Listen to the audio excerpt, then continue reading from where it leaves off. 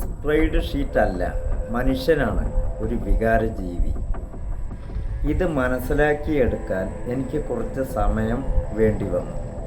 പക്ഷെ മനസ്സിലായപ്പോൾ സാമ്പത്തിക കാര്യങ്ങളിൽ ഏറ്റവും പ്രധാനപ്പെട്ട വിഷയം ഇതാണ് എന്നുള്ളത് എനിക്ക് മനസ്സിലാക്കാൻ കഴിഞ്ഞു. ഇതോടൊപ്പം തന്നെ മറ്റൊരു സംഗതിയും മിക്കവാറും അവഗണിക്കപ്പെടുന്നതാണ്. സാമ്പത്തിക കാര്യങ്ങളിൽ തീരുമാനം എടുക്കുമ്പോൾ എപ്പോഴും യുക്തി മാത്രം ആശ്രയിക്കരുത്. കുറച്ച് സാമാന്യ ബുദ്ധി കൂടി ഉപയോഗിച്ച് നോക്കുക.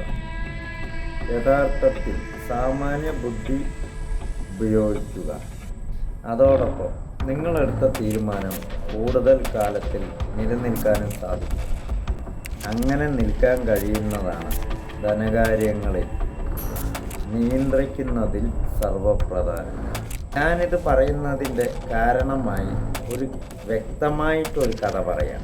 മലേറിയ കൊണ്ട് സിഫിലിസ് രോഗം ഭേദമാക്കാൻ ശ്രമിച്ച ഒരാളുടെ കഥ.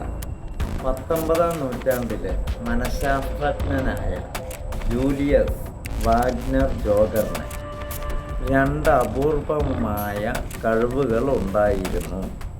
ക്രമമായി ഒരു മാതൃകയ്ക്കനുസരിച്ച് വരുന്നതിനുള്ള തിരിച്ചറിയാനുള്ള കഴിവും മറ്റുള്ളവർ ഭ്രാന്ത് എന്ന് വിശേഷിപ്പിക്കുന്നതിനെ ധീരം എന്ന് പറയുന്നതിനുള്ള കഴിവും കഠിനമായ ന്യൂറോസിസ് ബാധിച്ചവരെ ചികിത്സിക്കുന്നതിലായിരുന്നു പ്രധാനമായും അദ്ദേഹത്തിൻ്റെ കഴിവ്. ചികിത്സയൊന്നും ഇല്ലാത്തതിനാൽ ഈ അസുഖം ബാധിച്ചാൽ അന്ന് മരണമാണ് ഇതിൻ്റെ വിധി. തൻ്റെ അടുത്ത് വരുന്ന രോഗികളിൽ ഒരു പ്രത്യേക ക്രമം അദ്ദേഹം ശ്രദ്ധിച്ചു. ഈ രോഗവുമായി ബന്ധമില്ലാത്ത വേറെ ഏതെങ്കിലും അസുഖം മൂലം ഇവർക്ക് നീണ്ടു നിൽക്കുന്ന പനി കൂടി വന്നാൽ ഇവർ സിഫിലിസിൽ നിന്ന് രക്ഷപ്പെടുന്നുണ്ട്. അദ്ദേഹം ഉടനെ ന്യായമായ അനുമാനത്തിലെത്തി. നൂറ്റാണ്ടുകളായി നിലനിൽക്കുന്ന ഒരു ഊഹം ഇവിടെ ശരിയാകുന്നു എന്ന് വാഗ്നർക്ക് തോന്നി. ഡോക്ടർമാർക്ക് ഈ കാര്യം കൃത്യമായി മനസ്സിലാകാത്തതിനാൽ അന്ന് ഇവർ കാര്യമായി എടുത്തിരുന്നു. പനി ശരീരത്തിലെ അണുബാധകളെ ചെറുക്കാൻ സഹായമാണ് എന്നതാണ് പഴയ ഊഹം. 1900-ന്റെ തുടക്കത്തിൽ വാഗ്നർ സിഫിലിസ് രോഗികൾക്ക് ടൈഫോയിഡ്, മലേറിയ, സ്മോൾ പോക്സ് എന്ന് പറഞ്ഞാൽ ചിക്കൻ പോക്സ് എന്നീ അസുഖങ്ങളുണ്ടാക്കുന്ന അണുക്കളുടെ ജനുസ്, വീര്യം കുറഞ്ഞ ജനുസ് കുത്തിവെച്ചു. സിഫിലിസിനെ നശിപ്പിക്കാനുള്ള ശ്രമമായിരുന്നു അത്. അത്യന്തം അപകടകരമായ പരീക്ഷണം. കുറേ രോഗികൾ ആ ചികിത്സ മൂലം മരണമടഞ്ഞു.